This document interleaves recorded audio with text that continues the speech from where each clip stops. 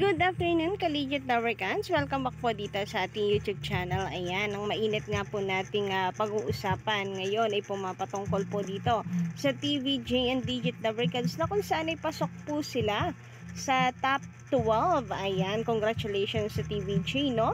Pero bago po natin talakayin at pag-usapan ng buong detalye hinggil dito, nais ko po munang magpasalamat sa mga walang sawa pong nakasuporta dito sa ating YouTube channel. Sa mga lagi po nandyan nakatutok at nakantabay, big shout out sa ating mga masusugid na taga-subaybay. Narito na naman nga po si Gandara, ang inyong Collegiate Dabarkans na maghahatid sa inyo ng mga latest na balita. Update tinggal po sa TVJ. Basta may kinalaman po sa TVJ, sagot na po natin yan.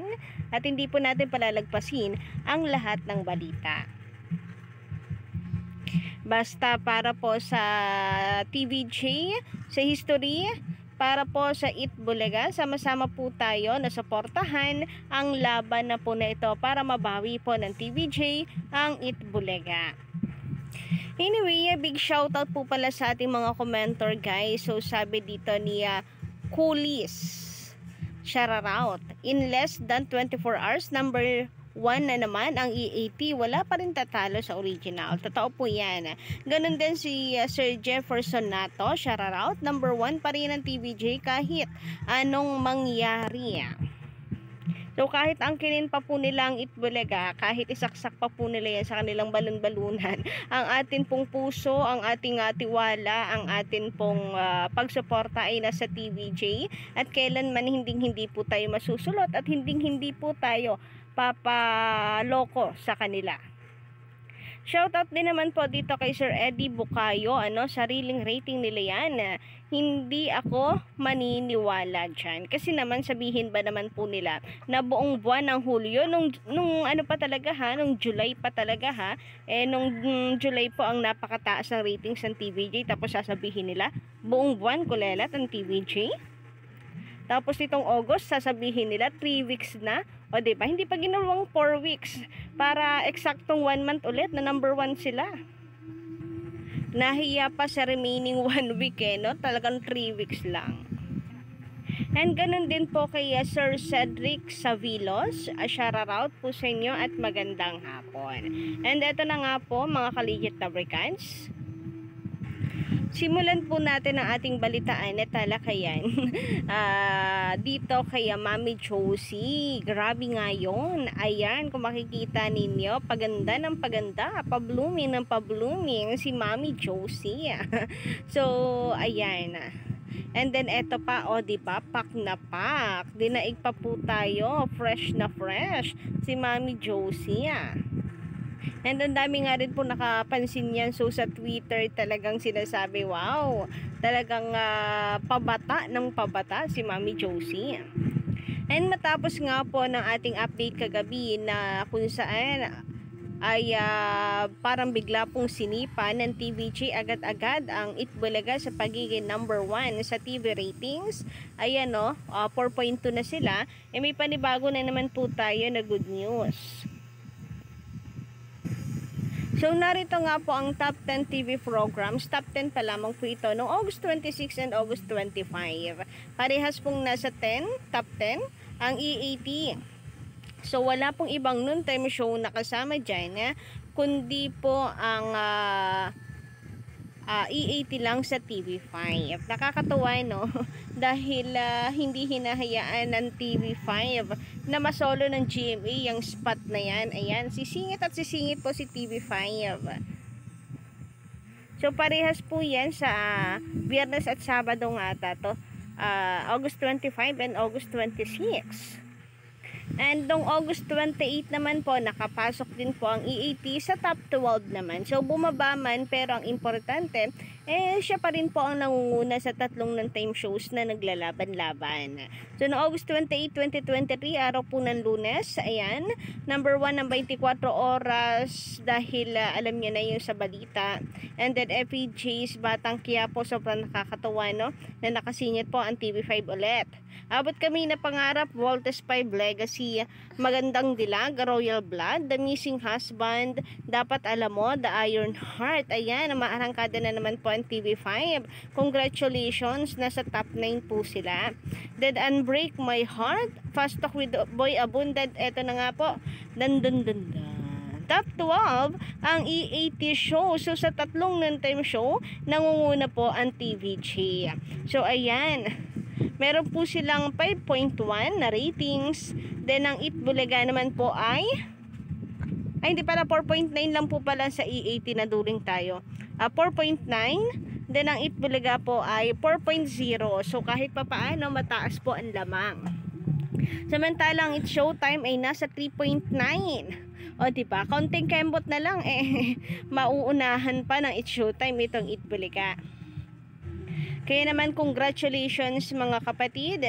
At the same time, congratulate din po natin ang TV5 dahil yung senior high nasa pasok po siya sa top top 20.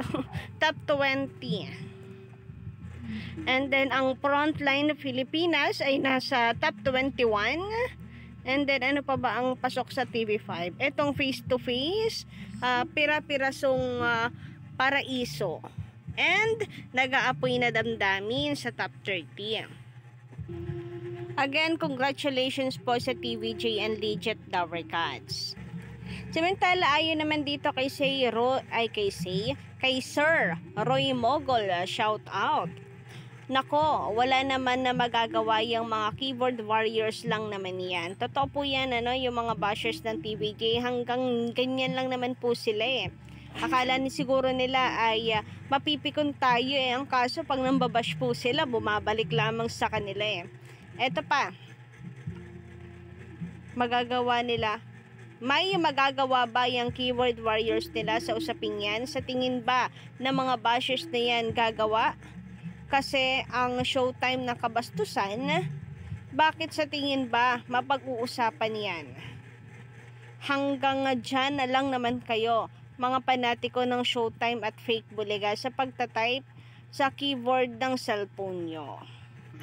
Biruan nyo ba naman kasi, sabihin ba naman ng mga bashers na ito na lahat daw ng katapatang noontime show ng E80 ay pinupunteriya ng MTRCB. So anong ibig sabihin nila ron?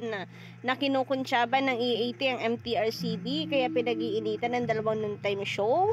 Ay hindi po kasalanan ng TVJ yung mga naging actions nila dyan. So sana move on din at tanggapin ang katotohanan na mali talaga ang ginagawa ng kanilang tawag dito, idolo. And the same time, imulat naman po ang mga mata na dahil hindi lang naman po ito pang babatikos. Kumbaga para din po ito sa kapakanan ng mga batang nanonood. So yung pagkakamali ni Wally ay umamin na po siya, humingi pa ng tawad. Kami rin, naka-move on na rin kami dahil napatawad na rin naman, naunawaan. Dahil meron naman talagang time na magkakamali ka dahil wala naman po talagang perpektong tao. So yan din naman sana ang masasabi namin sa kabila, kung yan din yung kanilang ginagawa, yung tumanggap ng pagkakamali, mag-sorry at harapin yung kanilang nagawang ito. Pero hindi sa halip po na humingi ng tawad, tinitira pa po ang TVJ, ang E80 show dinadamay. Samantala, sabi naman ni Sir Noel Ski, shout out din po sa inyo. Ganyan talaga ang Fake Bulaga. Maliit na bagay lang, fiesta na sa kanila. Gawain nila yan na sa akala nila dadami ang sympathizer ng show nila. Patungkol po siguro ito sa pagiging number 1 nila nitong nakaraan sa TV ratings. So ayan, agad-agad po ang bilis ng mga keyboard warriors, ipinagmamalaki ang kanilang ratings at inaano po ang TVJ, pati po ang mga defenders. So wala namang masama na sila po ay bumwelta, kasi bumubwelta rin naman tayo. At yun ay ating ginagawa hanggat hindi natatauhan ng mga pro-tape na yan ng katotohanan na sila po ay naloloko lamang dahil sa kanilang paawe effect ng mga host at ng taping. Kasi kung atin po imumulat ang ating mga mata, Kagaya ng pangwawalang hiyang ginawa ng mga halos host sa TVJ, yung pati sa mga host na hindi po pagpapasahod ng tama, ay sapat na yung dahilan para hindi po sila tangkilikin. Ang katwiran nalulugi. Eh bakit itong sabi ni Anjo, 'di ba, no nakaraan na kinakaltasan po sila sa tax na kesyo at kung tama po ako sa pagkakaintindi ko, bayad na sila.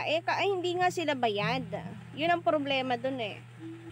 So kahit magpa-awe effect ngayon ang mga host, pati na rin po ang taping, hindi po kami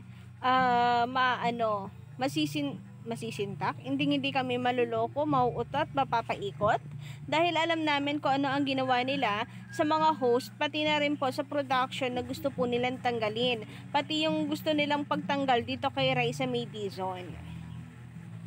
Sabi nga ni Raisa, saka lang daw niya yan nalaman nung nagpa-interview na si Tito Sen. So ibig sabihin, wala siyang kaalam-alam sa mga nangyayari. Sabi nga niya, akala ko okay yung pagtatrabaho ko, yung pala hindi. So, ang sakit, 'di ba? Yung nagtatrabaho ka tapos yung pala bala kang tanggalin. Mabuti na lamang pinaglaban siya ng TVJ. So, kayo po ba, ano ang inyong masisay hinggil dito? Just comment down below, mga ka-legit Lovercats. And don't forget to click the subscribe button and notification bell para po sa iba pang mga balita.